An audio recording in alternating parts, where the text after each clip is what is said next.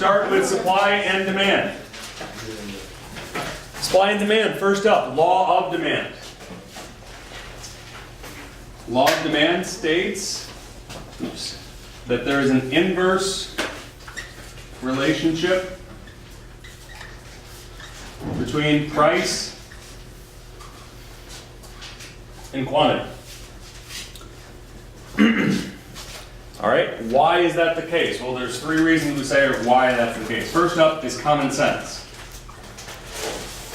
As prices go down, we want more stuff. All right, we all know that. It's just a common sense fact. But there's also the idea of diminishing marginal benefit. You could also use the word utility. As you buy more of something, then your marginal benefit starts to decrease. When you eat the first taco, it gives you a lot of marginal benefit or utility. As you eat the second taco, it goes down a little bit. You're not starving anymore, but you might need a little bit more in your belly. By the time you eat the 8th taco, all right, there's not a lot of benefit left. You're just eating because you bought it. The only way you're going to buy more stuff is if the price begins to come down. All right? And then the last one is the income or substitution effects.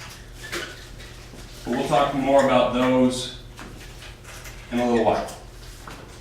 So that is why demand is downward sloping. Now let's take a second, and we're gonna jump over to supply as well. We're gonna take a look at the determinants of supply and demand.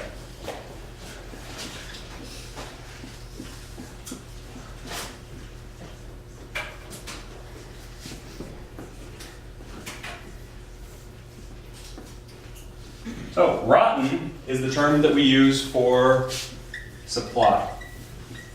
Our little phrase was the supply of apples is rotten. All right?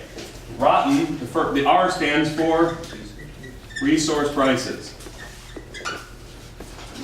All right? As your resource prices change, that impacts the amount of supply that will be in the marketplace.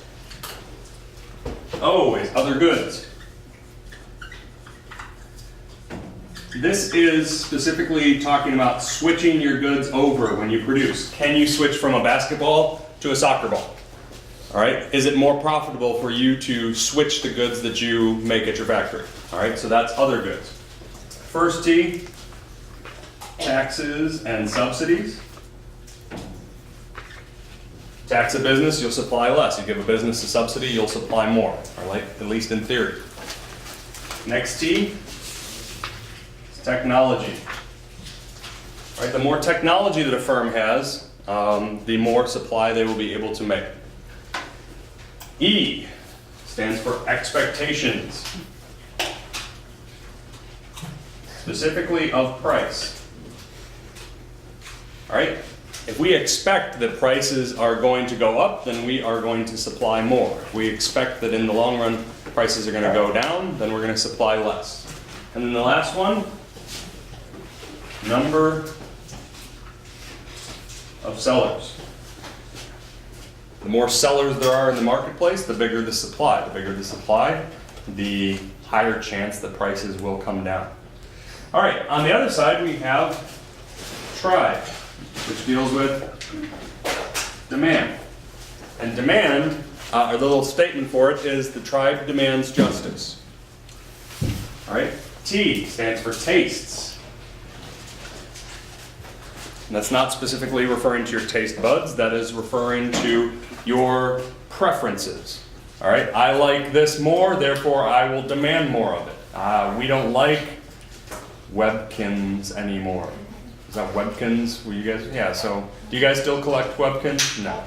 Yeah, never mind. All right, so bad example. But as time goes by, you demand less of certain things because you no longer have the taste for them. All right, R stands for related goods.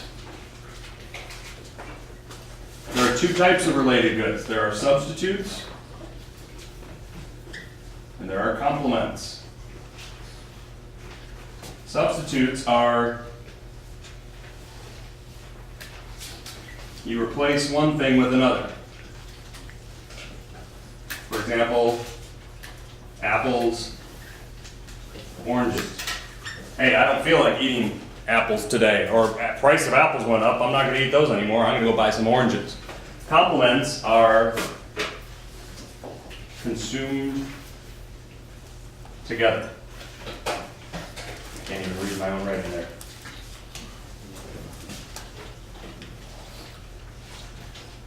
Hot dogs and buns.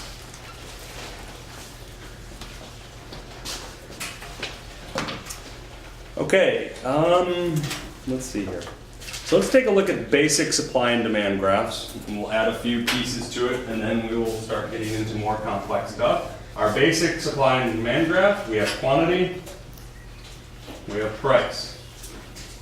Demand is downsloping, supply is upsloping. We have price, we have quantity, and at the point where they meet is our equilibrium. We could call this equilibrium price and quantity if we want to. So that's the basic graph of all of economics, all right? It's just a study of where does supply meet demand, that sets the market price, that's what people will buy for. But this graph tells us more information than just that. We draw another supply and demand graph. One thing we can look at, the area above price and the area below the price. Above the price, we have our consumer surplus. All right, our consumer surplus is basically the extra amount of benefit received for people that are willing to pay more. Let me write it down before I go over it on the graph. The extra benefit to people willing to pay more.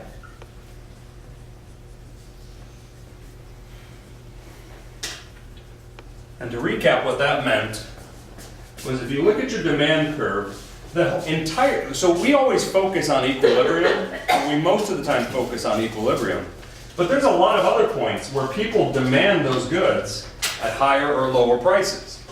At this higher price, all right, this person was willing to pay, let's put a number here, so this is 5, this is 10. This person was willing to pay 10, but in the marketplace, they only had to pay 5. They really want the good, they're willing to pay twice as much as it's going for in the marketplace. Because of that, then they have $5 extra to do something with. That $5 extra is their consumer surplus. All right, it's the extra benefit they have, which they can now turn around and buy something else. All right. On the producer side, producer surplus is the extra benefit to the firm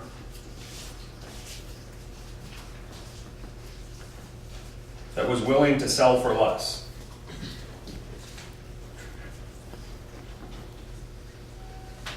So in this case, let's say the number is 2. This firm was willing to sell the product for $2. They sold the product for $5. That means they have $3 extra. The firm has $3 extra that they can now turn around. They can reinvest in the business. They can plow it out to their shareholders. They can do a number of things. It's extra money to them. All right, so that's the difference between producer surplus and consumer surplus. Are we good so far? All right. Next, supply-demand graph.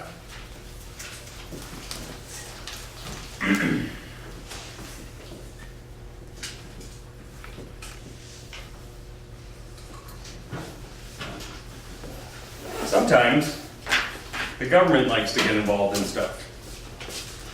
And so in this case, even though the price at equilibrium is down here,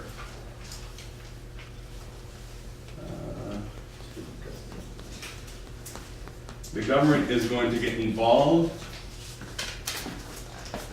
and either set a price above equilibrium or below equilibrium. If it is above equilibrium, we call it a floor. That is simply a price set above equilibrium to support an industry. Our example is usually agriculture. All right? The farmers, if they don't get enough money, they're going to go out of business. So the government says, all right, we're going to set this floor, prices are going to be at least this high. The problem that we get with that is that our supply is then greater than our demand. So we end up with a surplus of goods. Something has to be done about the surplus. Let's say it's dairy farmers. All right? If we don't get rid of the milk, all right, what's going to happen? It's going to all spoil. All right? We don't want that. That's really wasteful. So we turn it into cheese and we give it to poor people. All right? So in many cases, the surplus of goods, the government purchases or subsidizes in some way.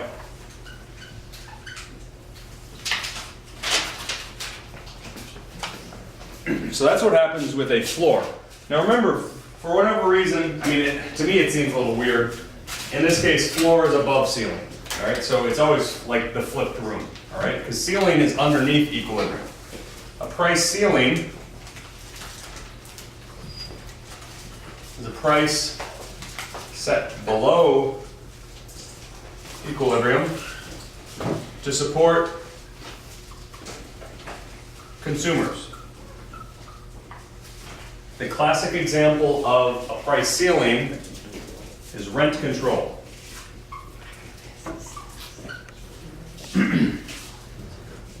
So, the problem that you end up with is, in this case, demand, because the prices are lower, demand outstrips supply. That means that you have a shortage of goods.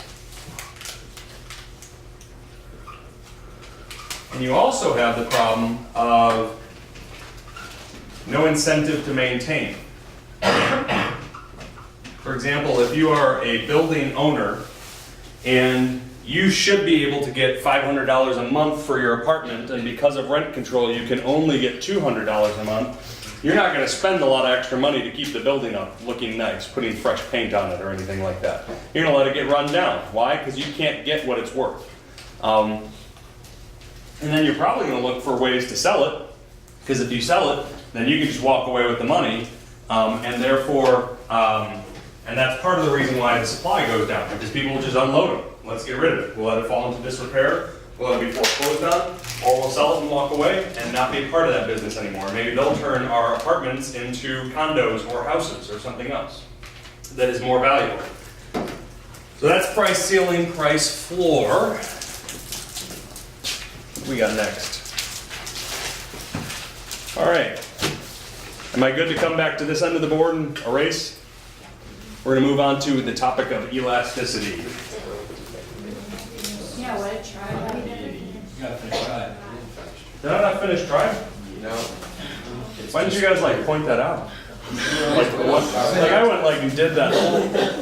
You run a roll.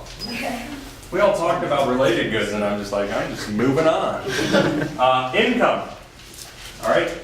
And your income relates to the purchase of either normal goods, which are goods we want more of,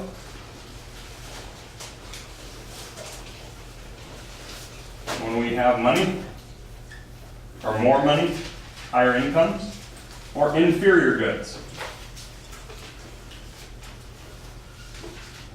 Goods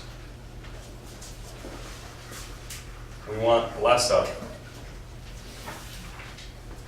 So, normal good, pretty much, I mean, most goods are normal goods. Clothes, shoes, stuff like that. An example of an inferior good is like ramen noodles. When you go to college, you're going to live on ramen noodles. Why? You're not working, you're schooling, and therefore you don't have a lot of income to buy like filet mignon or sushi or whatever every single day. What's that? Or clothes. Or well, you hopefully have some clothes. Thanks for ruining the video though, Matt. So now the whole world's going to listen to this discussion. So you, like ramen noodles, you're going to eat a lot of when you're in college, but you're not going to eat a lot of them once you graduate. Why? Because you're going to have an income. You're going to buy different foods to eat while you have more income. B stands for buyers, number of.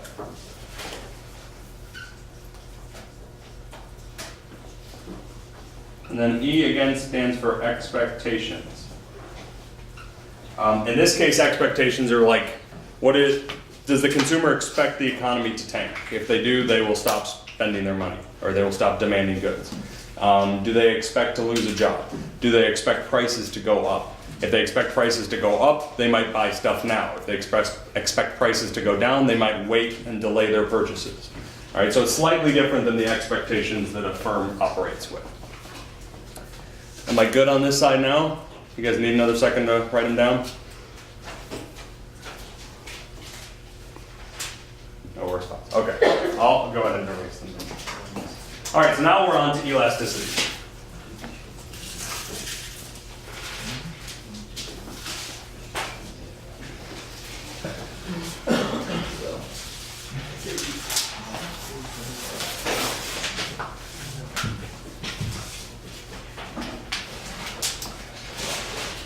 First up, price elasticity of demand.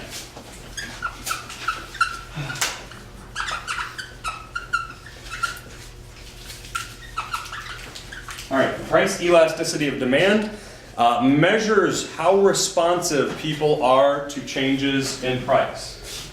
All right, if something is called elastic, it means people are responsive. Price goes from $5 to $6, people stop buying it. Price goes from $5 to $4, people buy a lot more of it. All right, so it just means we're really responsive. Inelastic, there's little responsiveness. All right, price goes from $5 to $1,000, still gotta have it. So the examples probably would be, we're pretty responsive to changes in price for fast food. All right, if your favorite hamburger at McDonald's goes from $2 to $5, you'd probably stop buying it. If your $2 hamburger makes its way onto the 99-cent meal, all of a sudden you're dropping 3 double cheeseburgers every day for lunch. All right, it's a measure of, do we respond? Little responsiveness, inelastic, probably the classic example would be medicine. All right, in particular, if you have some sort of continuing health issues.